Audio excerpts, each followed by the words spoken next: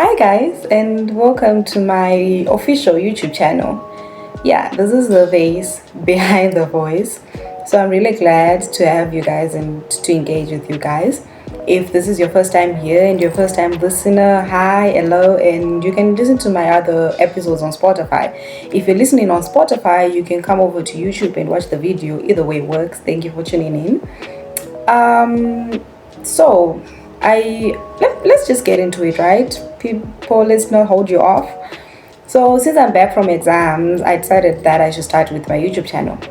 And the topic for today is how different people heal differently from breakups of any sort of relationship. So I might be looking down a little bit. Got my script here. Not exactly a script, I just have like notes. So I'll be, looking down. So don't think that I'm ChatGPT in this. I'm not ChatGPT in this. So yeah, how moving on from any sort of breakup in any sort of relationship is different for anyone. So let's get into it. What is healing to begin this whole thing? Well, healing, I think it's when you take time, to grieve.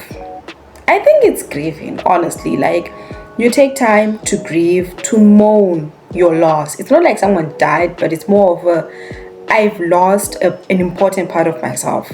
It could be a friendship, because when I started this research, I was going to target like relationships as in boyfriend and girlfriend.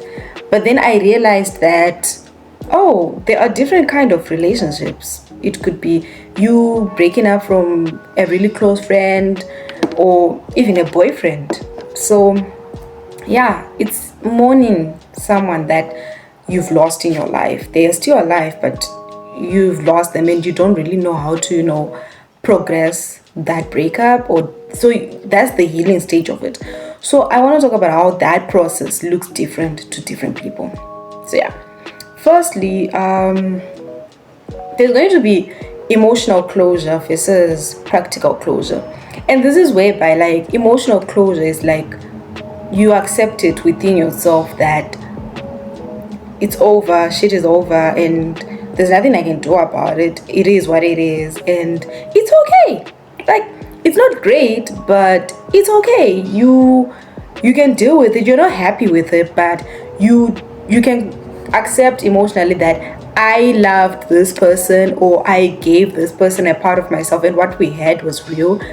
But at the same time, what we had is no longer there. So yeah, there is the emotional part of healing, and then there's the practical part, which is closure. Like, emotionally, you haven't accepted that this person, the breakup, the relationship is over, but you tell yourself practically that I'm over them, I've healed, I don't care. So you live in your life as if you don't care, but then emotionally it hurts, it still stings, it still makes you cry and everything of the sort. So when I was researching about this, and I know if you listen to my previous episode, you'll be like, this girl is an example for everything. But I've said this before, I've lived a life. I have lived a very eye-opening life, and like every human being, I go through breakups, be it friends or boyfriends. Currently going through one right now. So yeah. So I want to start with my experience. I'm going to start with my boyfriend breakups, relationship breakups. For me to know that I've healed, I needed to do a lot of self-finding. Because healing does not look the same for everyone. That's something I grew to learn. All my friends were telling me that forget about him, move on to the next, and they were telling me how to heal. And I'm going to be honest, it didn't work. It never worked for me. It took me doing it my way for me to work. And I'm going to be honest right now, my way was messy.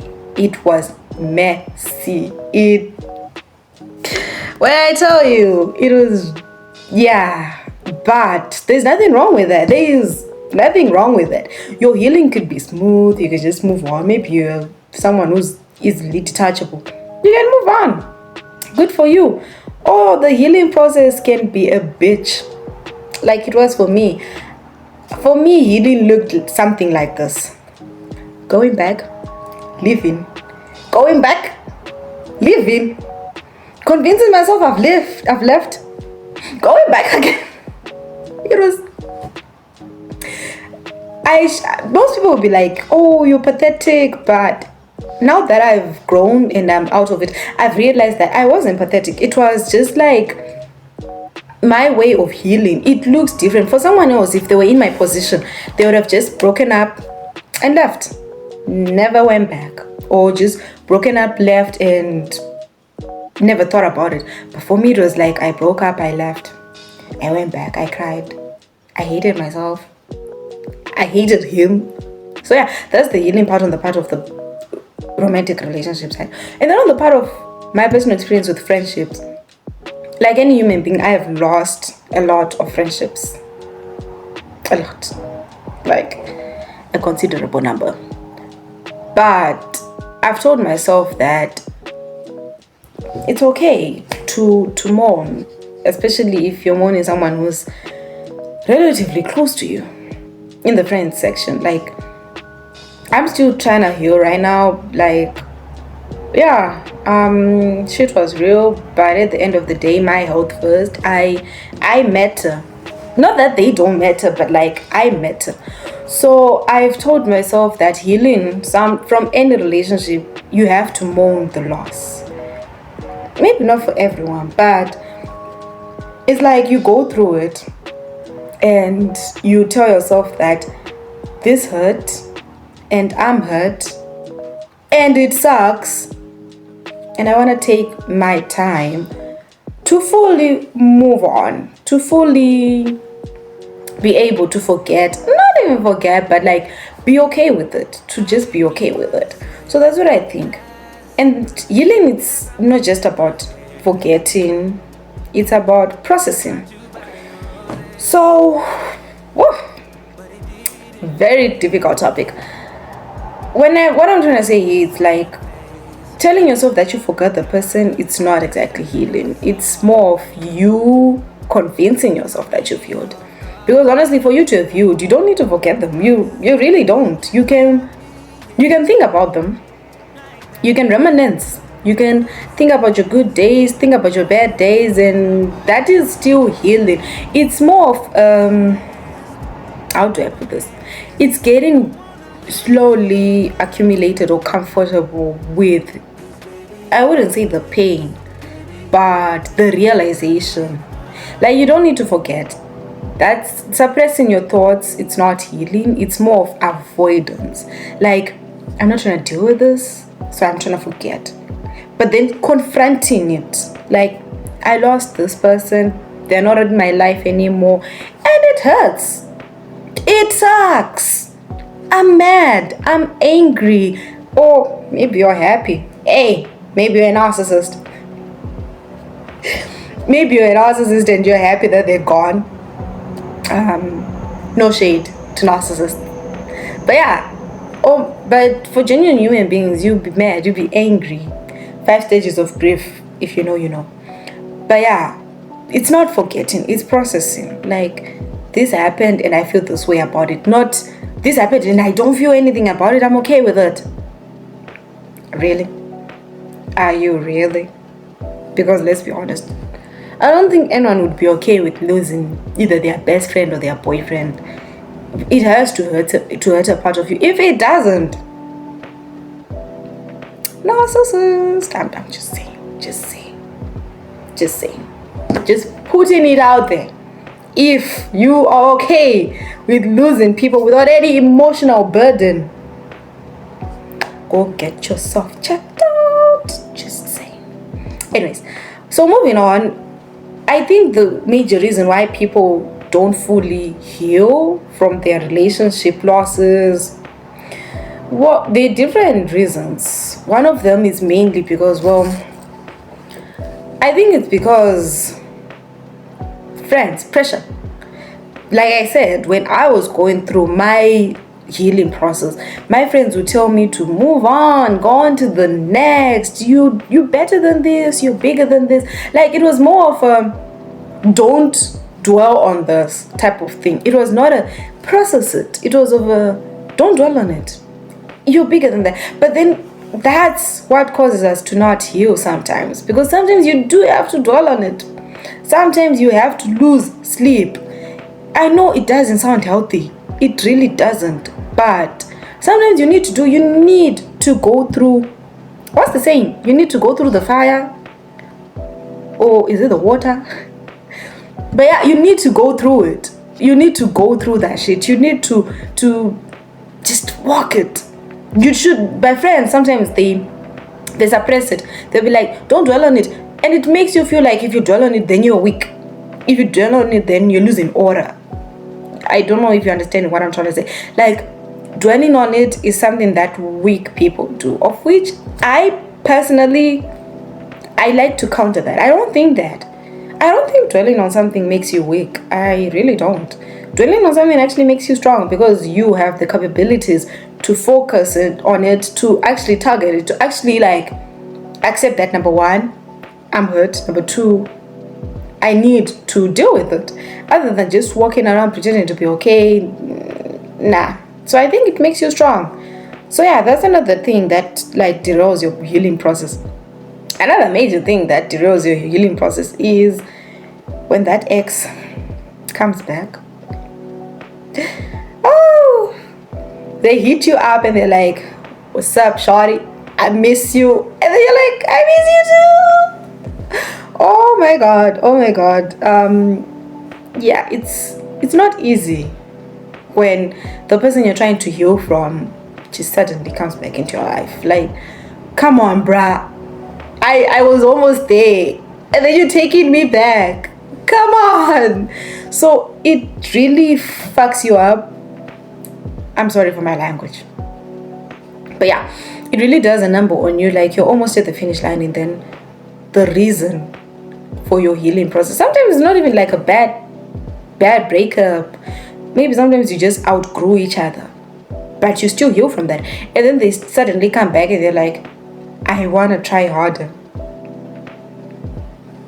You're going back to the beginning, like derailed so bad. And it's not your fault. We all have a weak spot for the people that we care about most. I can relate so much to this, because in my mind, when I go back, it's an element of, okay, this is a chance for me to do better, and I'm never doing this ever again. Like, this thing will change you. Like, you will stop like trying to be better. It was an element of like, okay, now that he's back or she's back, it's now an element of, okay, I can do better. I can fix whatever broke the last time. I can mend this. Like, I can do better. When in actual reality, you don't have to do better. You, not that you have to stay shitty, but like, it's not your fault. Sometimes it's actually their fault. They're the ones who should do better, but because you want to be with them or want to have them in your life so much, you compromise to take them back, and then that would like derail your whole healing process. Instead of healing, you just adding on to the hurt and accepting it as it is. Like, okay, I'm hurt right now, but let me try to fix it by fixing myself so that I keep them. Let's not do that. I wouldn't wish it on anyone. I really wouldn't. And I had to realize this, the more relations that I had with people, with the friendships, boyfriends, whatever, I had to realize it as I grew on. Like, okay, it's over, it ended, it sucked, I'm hurt, but I don't need to let you back in so that you can derail me healing. I don't hate you, no animosities, I don't hate you, but I don't need you. Not in the bad way, in fact, in the, we good, bruh. Like, we good. We don't need to constantly be in each other's life, especially sometimes when the other person is the one who's toxic. Like, you love that person, whether in a romantic or non-romantic way, you love that person, you care for that person. That person is your ride or die to some extent, but once you realize that they're the problem and you want to heal from them, you want to heal from their absence, you want to heal from their toxicity, you want to heal from their You don't need to accept them back into your life because it would derail your whole progress. It's like you've worked so hard to get yourself where you are. So you don't need to be that person who just lets them back in. I have been in that situation where like I tried to work on myself so hard when sometimes I wasn't even the problem. Yeah, to some extent maybe, but I wasn't even the major problem. Like I'm not trying to throw shade on anyone right now, but like I've said before in my past episodes, I like for my episodes to be relatable with me. So I try to share a little bit of personal experiences. Like I've been through this past months. It's been a long it's been a long one. It was more of a situation of I could tell and I knew that the person was not the best person for me anymore. But I tried so hard to work so hard to to keep them in my life, change a part of myself. Like I can do better, I can change this, I will no longer say this. Belittling yourself. Why are you belittling yourself? Like putting yourself here while they're here just so that you can keep someone in your life. I don't think that's a relationship that anyone wants to have. So I feel like in the healing process, you should be okay with letting go. Ooh, that's deep. But yeah, you should be okay with letting go. You should be okay with just accepting that some things are broken beyond repair, or maybe they're even broken beyond repair. You don't need it. You don't need it. You don't need the animosities. You don't need the negativity. You don't need the drainage, this life that is sucked out of your system. And sometimes that takes time. Years, months, weeks. It honestly differs. I could tell you from my own perspective, it can take years. Sometimes you don't just heal from someone in a day or in a week. It literally takes years. Like, I loved you. You were part of my life. And I'm grieving you right now. Yeah. So it's not fast or swift. It's not swift, but it's gradual. And you have to be okay with that. And you do not have to let them into belittle yourself so that you can compensate for something else. If they come back in a way that is like not, I'm gonna fix myself and we're gonna fix this. It's okay to let someone back in when they have acknowledged that they're the problem, they're gonna fix it. But when it's a situation of like you have to belittle yourself, let's not do that. Let's normalize being okay with letting people go. Again, yep. So yeah, how to find healing? Again, it differs. I'm Luciana, you're Tarero, or Tinashe, or whoever you are. It differs, okay? It differs. So if I say something that you didn't do, I'm not saying that my way is the only way. I'm just saying things I am personally familiar with. So for me, and what I would suggest, just, take yourself out of that relationship and see yourself for what you could be more than that relationship, if you get what I'm trying to say, right? Like, you're more than the relationship. You're so much more than the relationship. You are better than that relationship. You are bigger than that relationship. And honestly, yeah, you don't need it. So take yourself out of that. The things you didn't used to do before, start doing them now. If you didn't used to journal before, journal now. If you didn't used to have fun before, have fun now. Like, explore yourself outside of the relationship. Yeah. For example, this podcast thing, I'm not saying I'm doing it for those reasons, but for someone else, it could be a means of exploring yourself outside of the relationship. I'm not saying everyone should start a podcast, but if you want to start a podcast, good for you. So yeah, try to check my notes here, see if most of the things I have them memorized. But yeah, people don't see themselves outside of that relationship. I'll put this as an example. You have a boyfriend or maybe a friend, you're always with them, so your life practically revolves around them. It literally revolves around them. So it's a situation of like you don't know yourself outside of that relationship. So like once you find yourself outside of the relationship, you tend to start to heal. You start to feel better about yourself. You start to feel good about yourself, and you start to be okay with it. You start to be okay with the situation. Like, it didn't work out. It's not my fault. Maybe it is your fault, but some things just don't work out. You know, if it's meant to be, it will be. I hope you guys know that song, because otherwise I'm cringing here. But yeah, if things don't work out, they really don't. And if you try to put effort into it, it's okay for you to grieve it. And it's okay for you to heal from it. Whether that takes you 2 weeks, 2 months, 2 years plus, it's okay. No one has to rush that process for you. And you can figure yourself out as you go. Healing is not a manual guided thing.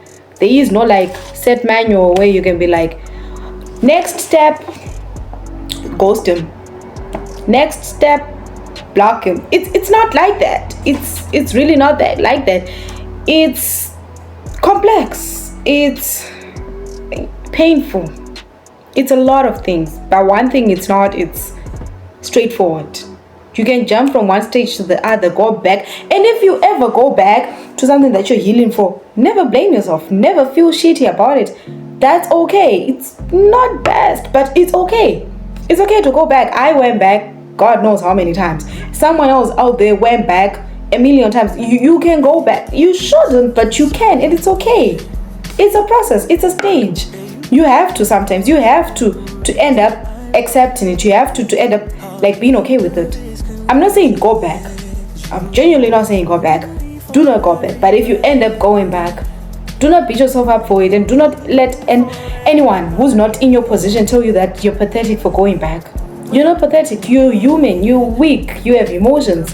And when I mean you're weak, I'm not saying like pathetically weak. I mean like you're vulnerable to something that you care about. Guys, let's not act as if once you cared about someone, that care just ends. It doesn't. It really doesn't. A part of you still cares about them, even if you hate them or have any animosities or hatred towards them. A part of you will always, not always, because sometimes it ends. I can tell you that sometimes, actually most times, you just end up like not caring about the person anymore.